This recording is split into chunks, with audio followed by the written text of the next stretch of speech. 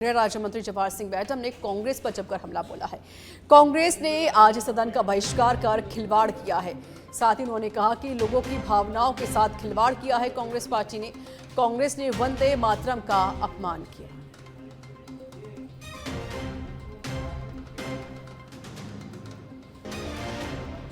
तो गृह राज्य मंत्री जवाहर सिंह मैडम का ये बड़ा बयान सामने आया। इस बीच मैडम ने कांग्रेस पर हमला बोला, कहा कि कांग्रेस ने वंदे मातरम का अपमान किया है।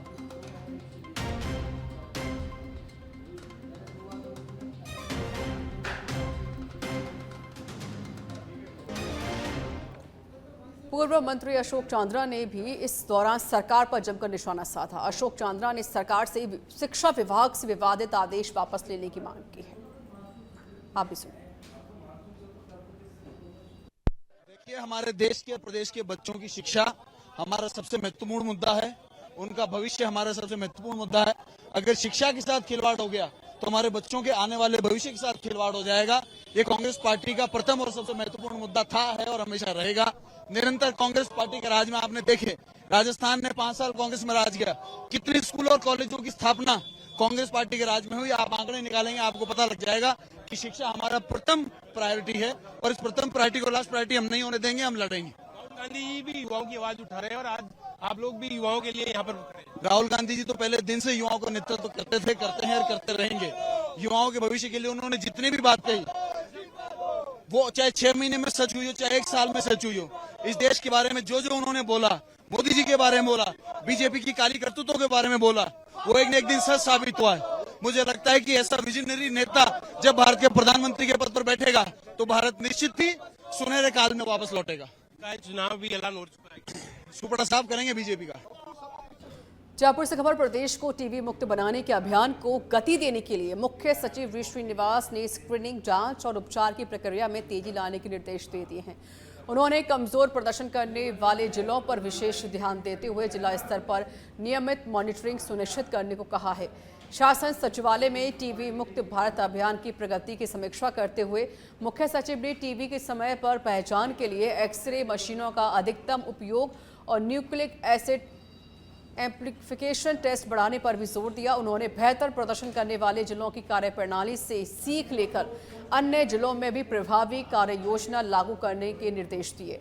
मुख्य सचिव ने टीबी प्रिवेंटिव ट्रीटमेंट और डिफरेंशिएटिव टीबी केयर पर विशेष ध्यान देने को कहा है। उन्होंने टीबी मरीजों के उपचार के साथ उनके परिवार के पात्र सदस्यों की स्क्रीनिंग और ज़रूरत के अनुसार प्रिवेंटिव ट्रीटमेंट सुनिश्चित करने के निर्देश दिए।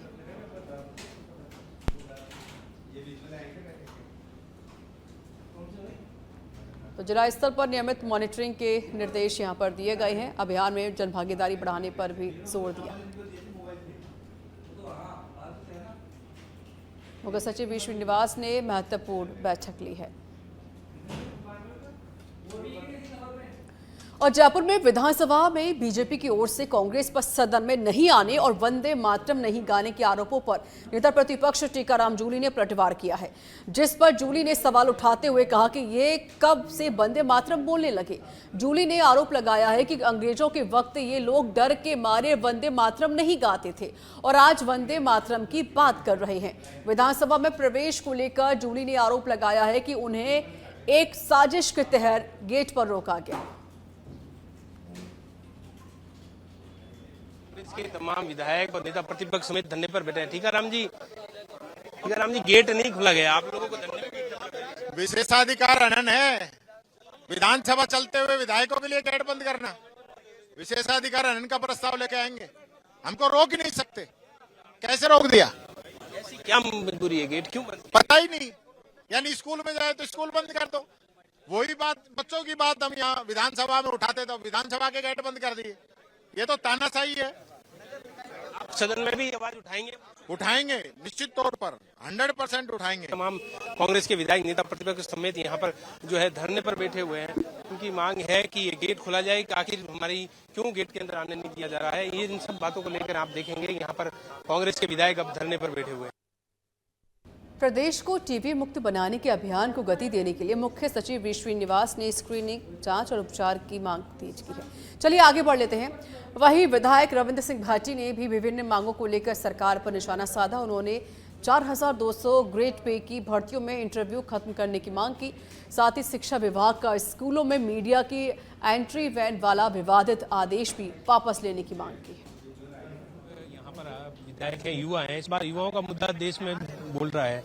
युवाओं की आवाज विश्वविद्यालय में भी आपने उठाई थी, गेट तोड़ के, ताला तोड़ के। अब इस विधानसभा में आवाज बुलंद करें, आज इस तरीके से गेट बंद किया है, इसको देखिए, गेट खुलने चाहिए, सदन के अंदर माननीय सदस्यों को शामिल होने का मौका दिया जाना चाहिए।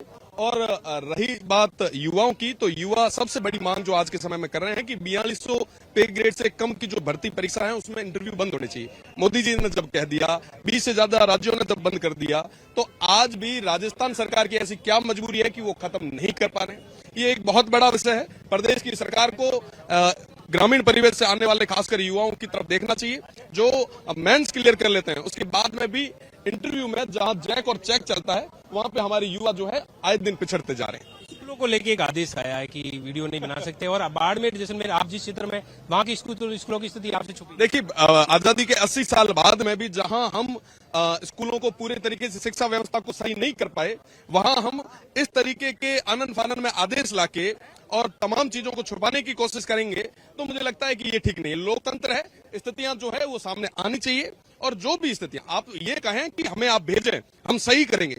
अगर आप ये कहते हैं तो मुझे लगता है कि वाकई आप बड़े दिल के हैं और कुछ करना चाहते हैं, पर इस तरीके से जो हड़बड़ाहट है वो तमाम चीजें जो है प्रदर्शित कर रही है। कौन सी आवाज उठाने वाला है इस बार? तमाम चीजें हैं। देखिए, वेस्टर्न राजस्थान जहां से मैं आता हूं, पश्चिमी राजस्थान के उन तमाम बुजुर्गों ने, युवा साथियों और मातृशक्ति ने जिन्होंने आशीर्वाद देके भेजा है, तो उनके हर विषय को, हर मुद्दे को मजबूती के साथ सदन की पटल पर रखेंगे। ये थे हमारे साथ में विधायक, जो निर्दलीय विधायक है रविंद्र सिंह भाटी। उनका कहना है कि जो युवाओं की आवाज है वो बुलंद करेगी। साथ ही उन्होंने स्कूलों को लेकर जो आदेश आया उसका भी विरोध जताया। उन्होंने कहा कि स्कूलों की स्थिति है उसको जो है सुधारा जाए, न कि इस तरीके के आदेश निकाल के जो है वीडियो बनाने से रोका जाए। कैमरा पर्सन मनतेज के साथ जीजवाना के नावा सिटी से खबर है, जहां गोविंदी के पास अचानक भारी पत्थर और मलबा गिरने से हादसा हो गया है। एलएलटी मशीन क्षतिग्रस्त हो गई है, वहीं भारी पत्थर गिरने से 2 ट्रैक्टर मलबे में दब गए। सूचना मिलते ही पुलिस भी मौके पर पहुंची है। एक युवक की हादसे में इस दरमियान मौत हो गई तो एक घायल है। सूचना मिलते ही पुलिस भी मौके पर पहुंची है। घायल को अस्पताल पहुंचाया गया, जहां उसका इलाज जारी है। फिलहाल पुलिस पूरे मामले को लेकर जांच पड़ताल कर रही है। साथ ही पुलिस ने मृतक के शव को पोस्टमार्टम के लिए भेज दिया है।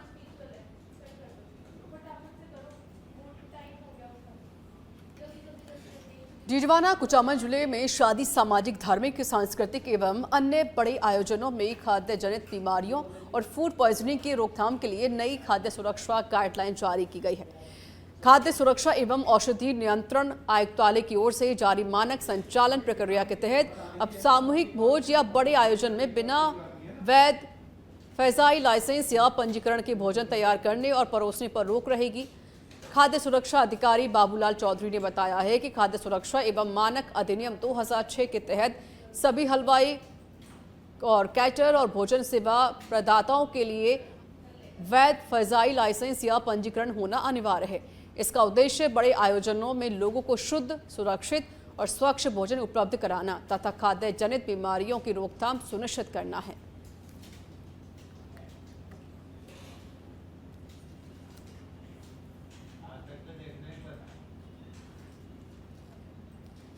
अंतर्गत जो भी बड़े सामूहिक भोज का आयोजन किया जाना या बड़े आयोजन वगैरह या विवाह कार्यक्रम, जो आयोजन, धार्मिक कार्यक्रम बड़े आयोजन किए जाने, उसके अंतर्गत जैसे जो भी वहाँ पे खाना वगैरह सामूहिक खाना बनता है और वहाँ की जो साफ सफाई वगैरह के संबंध में विस्तृत दिशा निर्देश जारी किए गए हैं। इसमें विशेष तौर से जो हलवाई या कैटर्स वगैरह हैं, इनको अपना रजिस्ट्रेशन करवाना जरूरी है और इसके साथ साथ जो भी SOP की पालना के हिसाब से सभी जो कैटर्स हैं, हलवाई है, उनको खाद्य सुरक्षा विभाग ने प्रमुखता से ये बताया गया है कि उनका उद्देश्य किसी को परेशान करना नहीं है, ना ही किसी को इसके बारे में परेशान होना है। उसका मुख्य उद्देश्य है कि जितने भी खाद्य पदार्थ जो बनाते हैं या प्रिपेयर करते हैं, उनको खाद्य सुरक्षा अधिनियम 2006 के बारे में जानकारी ज़्यादा से ज़्यादा फैल सके, प्लस उनको जो खाने का प्रोत्साहन कैसे लोगों तक बढ़ा सकें, उसका रख रखाव है, उसका स्टोरेज है, उसको कैसे अपन बच्चे पाली जिले के सुमेरपुर में नगरपालिका चुनाव 2026 की तैयारियों को लेकर उपखंड कार्यालय सभागार में महत्वपूर्ण बैठक की गई। रिटर्निंग अधिकारी एवं एसडीएम की अध्यक्षता में हुई बैठक में भाजपा, कांग्रेस, आम आदमी पार्टी सहित विभिन्न राजनीतिक दलों के प्रतिनिधि शामिल हुए। बैठक में अधिकारियों ने आदर्श आचार संहिता, निर्वाचन कार्यक्रम, नामांकन प्रक्रिया, मतदाता सूची एवं ईवीएम से मतदान की प्रक्रिया की जानकारी दी है। साथ ही निर्वाचन से जुड़े नियमों पर विस्तार से चर्चा की गई।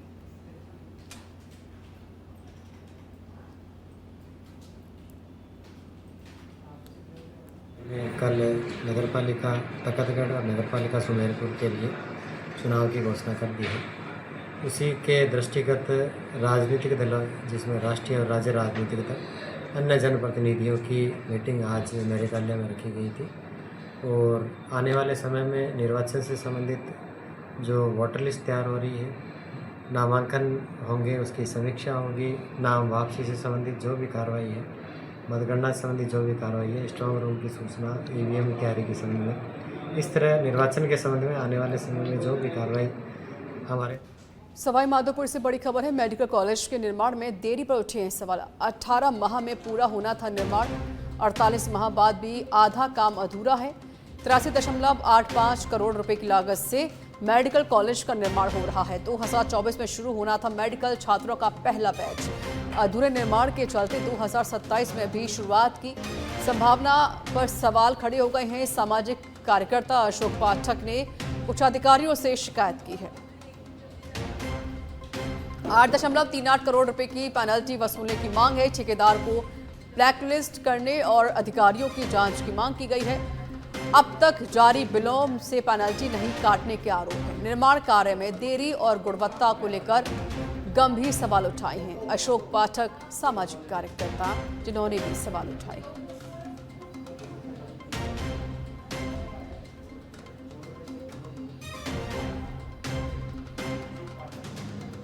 ठेकेदार को ब्लैकलिस्ट करने और अधिकारियों की जांच की यहां पर मांग की गई है।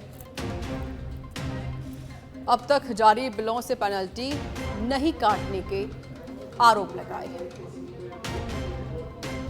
निर्माण कार्य में देरी और गुणवत्ता को लेकर भी गंभीर सवाल खड़े किए गए हैं। हमारे साथ संवाददाता अशोक पाठक जुड़ गए हैं और हमारे साथ अशोक पाठक जो कि सामाजिक कार्यकर्ता हैं वो हमारे संग जुड़ चुके हैं फोन लाइन पर। अशोक जी, देखिए गंभीर आरोप भी लगे हैं, शिकायत भी यहाँ पर दर्ज की गई है। ये जो निर्माण कार्य है वो पूरा अभी तक कैसे नहीं हो पाया सर?